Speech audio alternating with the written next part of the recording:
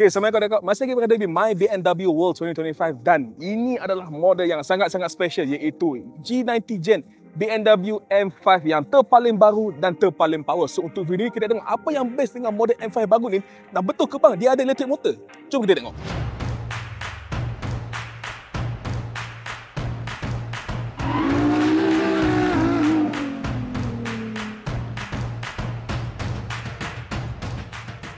Okey, dari sekali tengok nampak macam kereta biasa, 5 Series biasa je. Sebab anda boleh tengoklah design depan dia ada sedikitlah persamaan dengan model G60 5 Series yang lain. Contohnya lampu dia bentuk lebih kurang sama je. Tapi kalau tengok kat depan ni, dia punya grill besar gedabak. Ada lampu lagi siap, ada low bash M5 kat sini. Dia punya low bumper intake pun lagi besar sebab nak masukkan udara banyak, nak bagikan enjin dia running dengan smooth lah. Tapi yang paling penting untuk M5 anda perasan dekat tepi front fender dengan rear fender dia lagi lebar, nampak lagi sadar compare dengan model 5 Series yang biasa. Tapi overall setengah orang tak suka. Bagi saya nampak lagi handsome walaupun dia tak macam klasik-klasik punya M5 macam E60 ke apa. Tapi yang ni okey apa. Lama-lama tengok berkenan juga. Dan dekat tepi ni anda boleh nampak lah dia punya fender dia dah tertonjol keluar, nampak lagi sadar. Tapi yang paling penting juga kereta ni, tayar dia memang sangat besar, sangat sporty. 20 inci M Forged alloy wheels, dua multiple spoke. Kalau tengok bawah dia nampak besar gedabak dia punya caliper. Silap-silap ni 4 dapur 6 dapur ni. Red caliper warna merah lagi. Dan anda boleh option kereta dengan carbon ceramic, so memang brake dia power sebab kereta pun power.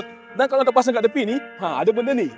Yes, ini adalah charging port AC sebab kereta ni adalah sebuah plug-in hybrid. Okey, untuk bahagian belakang sama juga dengan depan. Yelah, sekali tengok nampak lebih kurang sama dengan model 5 Series biasa sebab yelah dia pakai lampu pun lebih kurang sama dengan 5 Series. Tapi macam biasa, bumper dia dah lebar, fender dah lebar dan bumper belakang ni memang nampak sangat jahat dengan ada action ganas ni. Dan anda kat pasang bawah ni, of course inilah sebuah M model exhaust mesti 4 lubang. Dan kat atas ni juga dia pakai lip spoiler, ini carbon fiber original, bukan ori Shopee. So barulah nampak kereta ni adalah sebuah kereta M yang sejati, bukan M Sport yang biasa-biasa. Okey, sekarang kita berada di dalam BMW M5 yang baru dan anda sekali tengok, nampak macam 5 Series pun nanti. Ya, betul. Sebab kalau anda perasan, dia punya front desk setup ni memang lebih kurang sebiji lah dengan model i5 dan juga 530 yang kita dah bawa sebelum ni.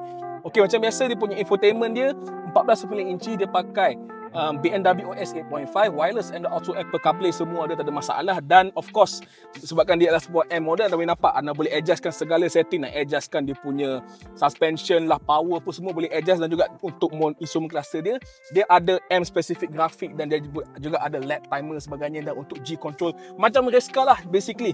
Okey, bila kita tengok steering wheel, ini memang lain lah sebab steering wheel dia pakai steering wheel BMW M, balutan kulit, ada pedal shifter dan anda perasan ada butang ni M1 dengan M2. Yang ni anda boleh setting, butang nak letak setting apa, nak power mode apa semua, anda boleh set up sendiri, tak ada masalah. Okey, selain daripada itu depan ni tengok front dash ini carbon fiber original, bukan Shopee ori punya.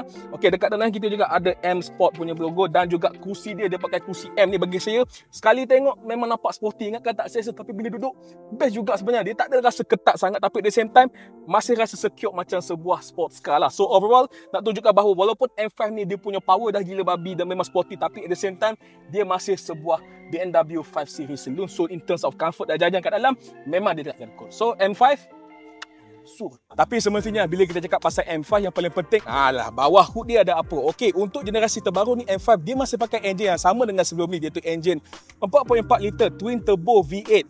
Tapi untuk M5 baru ni dia dipadankan dengan sistem plug-in hybrid, ada electric motor satu.